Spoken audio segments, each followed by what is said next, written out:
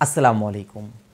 OnePlus যে ব্র্যান্ডটাকে নিয়ে কিনা আমাদের মতো টেক এনথুজিয়াস্টরা কিংবা OnePlus-এর ইউজার ফ্যান বয়েজরা এত বড় বড় স্বপ্ন দেখেছিল যে এই ব্র্যান্ডটা অ্যাকচুয়ালি স্যামসাংকে রিপ্লেস করে ফেলতে পারবে এবং অ্যান্ড্রয়েডের অ্যাপেল হতে পারবে in terms of quality, software experience এবং ইউজারদের সাথে কানেক্টেড হওয়ার ক্ষেত্রে। কিন্তু যারাই কিনা এখন OnePlus-এর ইউজার রয়েছে তারা হেভিলি মাইন্ড চিপাত রয়েছে এই সময়। रोज आते हैं इस उम्मीद पे आज जीतेंगे, कल जीतेंगे, परसों जीतेंगे, रोज हारते हैं। প্রত্যেকটা OnePlus-এর ফোনের মধ্যে তো এখন সফটওয়্যার ইস্যু একদমই কমন ব্যাপার। তার উপর দিয়ে অক্সিজেন ওএসের সাথে কালার ওএসের মার্জ হওয়ার পর থেকে এর অবস্থা তো একদমই জগা খিচুড়ি বানিয়ে 12টা বাজে ছেড়ে দিয়েছে। তার উপর দিয়ে বাগস ভাল্লুকস তো আপনি একদমই বোনাস পাবেন। আর এত কিছুর পরেও যেই সমস্যাটা কোনোদিনও সমাধান হয়নি এইটাই হচ্ছে তাদের ক্যামেরা পারফরমেন্স। তাদের ক্যামেরা পারফরমেন্স এখন পর্যন্ত ভালো কোনো বড় ব্র্যান্ডের সাথে টেক্কা দেয়, মানে স্যামসাং, অ্যাপেল, তাদের সাথে তুলনা করার মতো পর্যায়ে যাই নাই। আর এখন গিয়ে সবচাইতে ট্রেন্ডিং যে সমস্যাটা, যেটা অ্যাপেলের ক্ষেত্রে হচ্ছে, স্যামসাংয়ের ক্ষেত্রে হচ্ছে এবং OnePlus তো এটা এক স্টেপ বাড়িয়ে ফেলেছে। OnePlus-এর প্রায় ম্যাক্সিমাম ফোনের ক্ষেত্রে এই জিনিসটা দেখা যাচ্ছে, green line issue, green line issue, green line issue. এই গ্রিন লাইন ইস্যু হওয়ার পর তাদের কী হচ্ছে, একে তো তারা কোনো রেসপন্সই করছে না এই বিষয়ের ওপর। দ্বিতীয়ত OnePlus ইউজাররা বাংলাদেশের মধ্যে থার্ড পার্টি রিপেয়ার শপের মাধ্যমে যখন কিনা এই গ্রিন লাইন ইস্যু হওয়ার পর তাদের ডিসপ্লে চেঞ্জ করছে, তখন গিয়ে আরেক সফটওয়্যার আপডেট আসছে। বেসিক্যালি OnePlus ইউজারদের ক্ষেত্রে সফটওয়্যার আপডেটের ইস্যুটাই ম্যাক্সিমাম দেখা যাচ্ছে।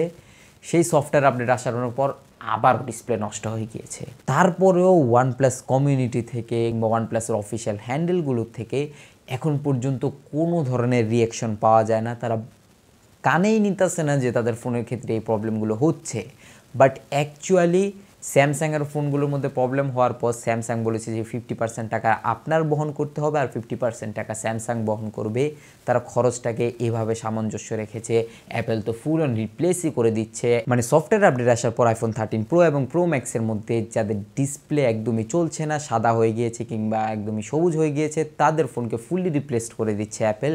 শুধুমাত্র প্লেন ফেয়ারটা আপনাকে দিতে হবে। যেই শপের মাধ্যমে আপনি কিনেছেন তাদের সাথে যোগাযোগ করুন, তারা নিজেরাই পাঠিয়ে দিবে।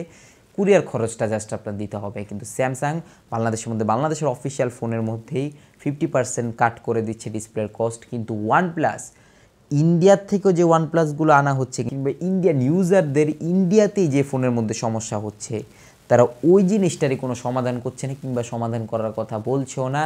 ইভেন স্বীকারও করছে না যে সামনে এসে এই ফোনগুলোতে এই ধরনের প্রবলেম হচ্ছে। আমরা এটা নিয়ে চিন্তা ভাবনা করছি যে কিভাবে সমাধান করা যায়।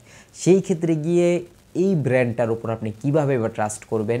আর এই সময় সফটওয়্যার আপডেটের মাধ্যমে যদি আপনার 50,000 টাকা দামের ফোনের ডিসপ্লে নষ্ট করে দেয়, তারপরে যদি খোঁজ খবরই না নেয় যে অ্যাকচুয়ালি এটা কীভাবে সমাধান হবে, কেনই বা হলো, তাদের কি দায়বদ্ধতা রয়েছে, সেই ক্ষেত্রে গিয়ে ট্রাস্টের বিষয়টা না থাকার কারণে এই কোম্পানিগুলো বেশি দূর চেয়েও যেতে পারে না কিংবা তাদের সমাপ্তি এখানেই ঘটে যায়। হয়তো বা OnePlus ব্র্যান্ডটা আবারও ডুবে যাবে। আমরা হুয়াওয়ের মতো জায়ান্ট কোম্পানিকে হারিয়ে যেতে দেখেছি, সেখানে OnePlus এত অবহেলা করার পরও মার্কেটে টিকে থাকতে পারবে, এটা একদমই অস্বাভাবিক লাগে। হয়তোবা তারা ওই কম্পিটিটিভ মার্কেটের মধ্যে টিকতে না পেরে হারিয়ে যাবে, যেহেতু বিবিক ইলেকট্রনিক্সের প্রোডাক্ট তারা অন্য আরেক নামে নিয়ে আসবে।